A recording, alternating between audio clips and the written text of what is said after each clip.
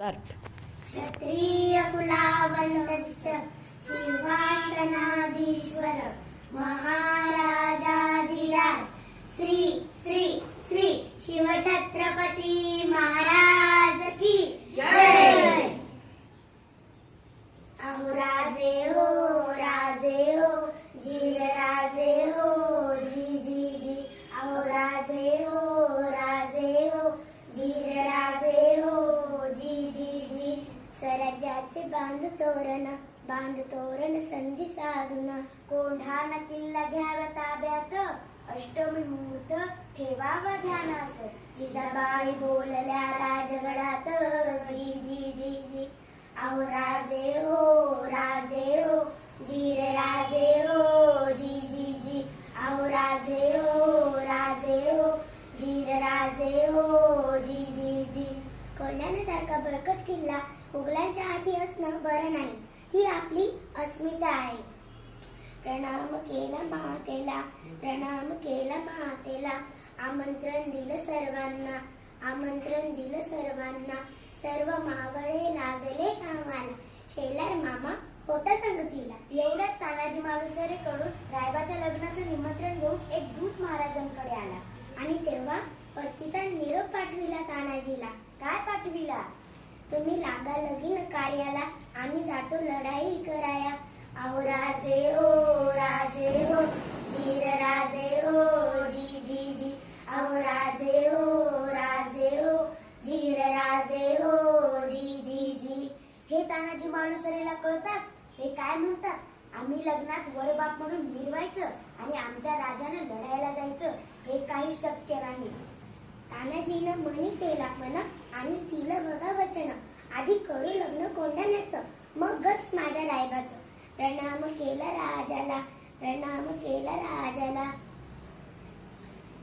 तानाजी वीर चालला, कमरेला बांधिला शेला, मारली टाच घोड्याला। अहो राजे हो जीर राजे हो जी जी जी। अहो राजे हो जीर राजे हो जी जी जी। कोंढाण्याचे उंच शिखर रात कीड करी किरकिर, कोंढाण्याचे उंच शिखर रात कीड करी किरकिर। वाट मोठी अवघड जावे तरी कसे गडावर। एवढ्यात तानाजी मालुसरेने आपल्या पेटाऱ्यातून घोरपड काढली। त्या घोरपडीचे नाव काय माहित आहे का तुम्हाला? यशवंती। घोरपड बांधली दोरीला, यशवंती कुंकू वाहतो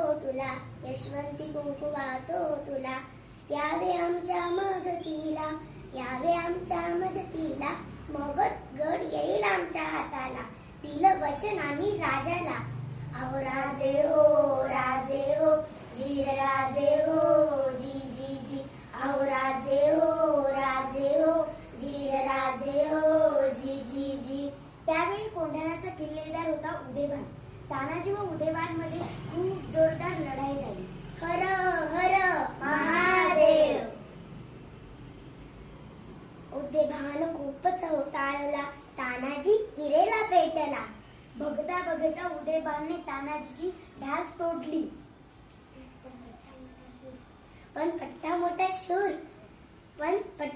शूर कमरेचा शेला काढला, हाताच्या मुठीला बांधला। मावळे मोठे शाने लढले, पण तानाजी सारखा मावळा धारातीर्थी पडला। सूर्याजी व मावळ्यांनी लढाई करून गड सर केला, पण तानाजी सारखा सिंह महाराजांनी गमावला।